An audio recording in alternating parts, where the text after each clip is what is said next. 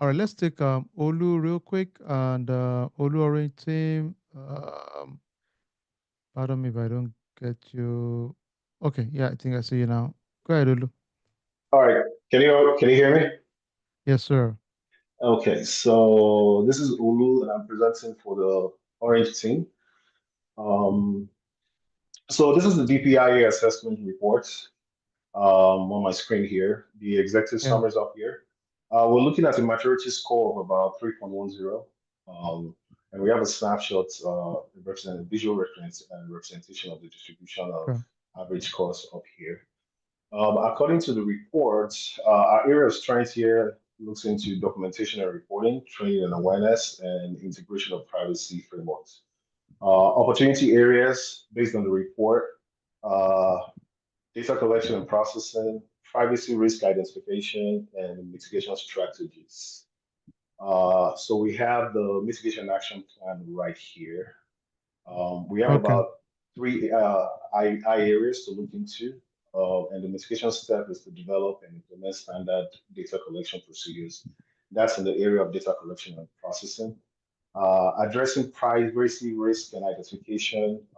The mitigation step is to deploy tools and methodologies to protect and identify Yeah. privacy risk. Okay. Um, and then mitigation strategies, we have to establish a comprehensive framework of mitigating identified risks. So those are our main high Got it. risk areas.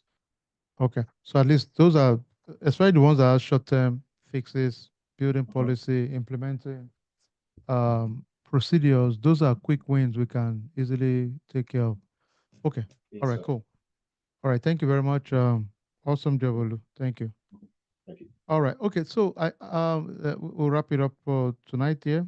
I know blue yellow team did not present, so you guys, make sure the next presentation you guys will be the first to do your thing.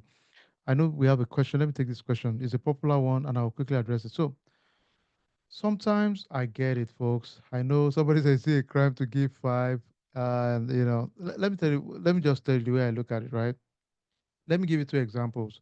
So if a company acquires a privately owned business, not publicly traded, I can guarantee you, I'll give you an example. One of my clients, they absorbed three oil and gas subsidiaries, small company.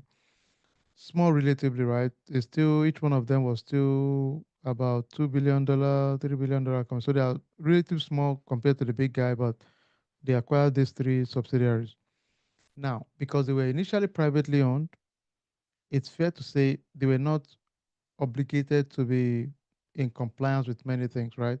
So now that you're bringing them to a public domain, it means they have to clean up a lot.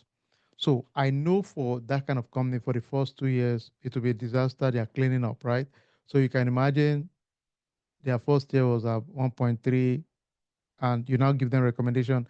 By your second year, you're seeing them go to 2.1, which is good. It's relative, right? We're talking of all of this full control, and you've made incremental jump, so which is good.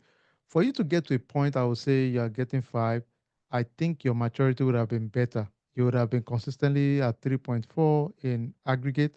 That there will be certain areas that you are very strong, right?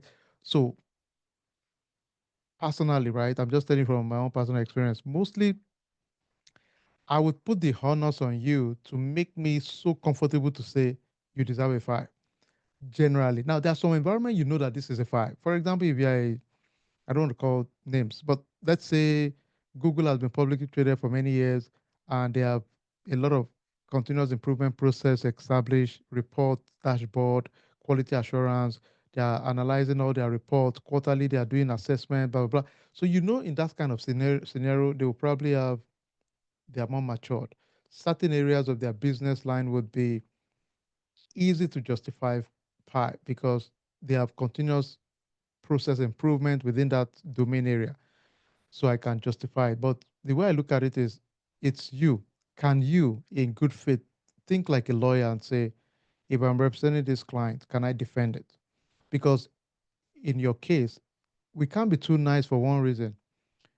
If the external, nothing is as horrible as you didn't call your team out, then an external person comes in to call them out. So it makes all of you look awkward, right? So I would rather play that, especially if you're internal, you want to play that role to be a little bit, and you tell your team ahead of time, listen, guys, well, external guys are coming in, they're going to chew us, so I'll be very, very picky on my stuff. So they will know that, okay, I'm in for all of us. So I'm going to be very picky because we will all look horrible if external guys come and chew us. So let's chew each other and just be critical of our process and improve it. If you see somebody has a conviction to feel this area they are very good, that's fine. But they would have to, it's now on them to make you say, okay, you're right. You're doing extra work, you're doing extra things. Then I would have no choice but to say, okay, oh yeah, okay, that's fine. And if it is one or two areas, I know on the aggregate it will not change a lot anyway. So I won't argue. Oh, okay, you want a five there? Okay, take a five. But at least I know you are two, one, two. So I know on the aggregate, you're really going to be in trouble anyway. So I can compromise when I know, okay, well, it's reasonable. So that's why I look at it. Just make sure it's reasonable and you can be comfortable to defend it in your mind. Say, if I was defending this score, can I defend it? That's all. If you can tell me yes, and you have sometimes you want to get somebody to five, you'll tell them, can you give me this additional documentation? They say, oh yeah, we have it. Okay, fine. When you give it to me, then I know, okay, this makes my case. That's all. I'll say, can you please give me this additional documentation? They'll give it to me. Then I'll say, okay, got it. I'm good. Then I'll just give it to them. So it's easy, no big deal. Another thing, thank you for calling that out. Um, Mm. no, we're not looking at tools, man. This guy is, yeah, serious. That's it. You're a serious person. I like it. CrowdStrike is a different tool. You can, it's a tool now. You go and learn the tool. So you want to do a CrowdStrike class, go and take a class on CrowdStrike. You want to take a class on SalesPoint, you can take it. We can bring people to teach that for you guys if you want to learn it, but it's not a class for tool. We're going to learn one EGRC tool called Risk Rhino. All of you should have had access to Risk Rhino, and it's not a scam. It's one of our vendors we use. So we would have you log in. We have some exercises there. And the reason we use it, I'll be transparent, it's not like Acha, it's not like your risk lens. They are similar, and there's so many tools out there today, really. And all of those tools, to be honest, they will be useless soon with the way people are using AI for building solution within GRC now. You have to really revamp your tool, or else people will eat your lunch, really. Because this is an era that if you send me policies and procedure, unlike in the past, humans don't need to review it again. We can upload it to a portal, AI will review it and identify gaps in your policy. So now don't ask me that. Doesn't mean we are useless. No, it only means that there'll be tools now that we can use to clean up faster, to do your assessment faster. So make sure you have, but we are not touching any tool, MDR tools, SIM tool, it's not designed for that. Now we have a class called Cyber Deep. That class learns tools. You learn how to analyze log, Wireshark. You use Nexus. Make sure you take those kind of class to just not to make you a technical person, but just to know how to use tools. I mean, um, take all our programs because it will open your eyes to what the technical guys do. So when you speak to them, you speak intelligent to them. That's the whole idea. Remember again, there's no end to this learning game. It's just so much. So that's why we don't touch tools. If you take CrowdStrike, then what makes me not touch SailPoint? What makes me not touch, Exabeam or Fortinet? There are so many tools out there, right? There are too many out there. If you go to RSA conference, we have thousands of vendors. So which of the vendors are you going to touch? Then do we know the one your clients will use? We don't, right? So I don't care too much about tools, to be honest. Understand the system, the process. If there is a tool used by a company and you want to be an administrator of the tool, that's a different conversation. Then go and learn that tool. There are so many of them anyway.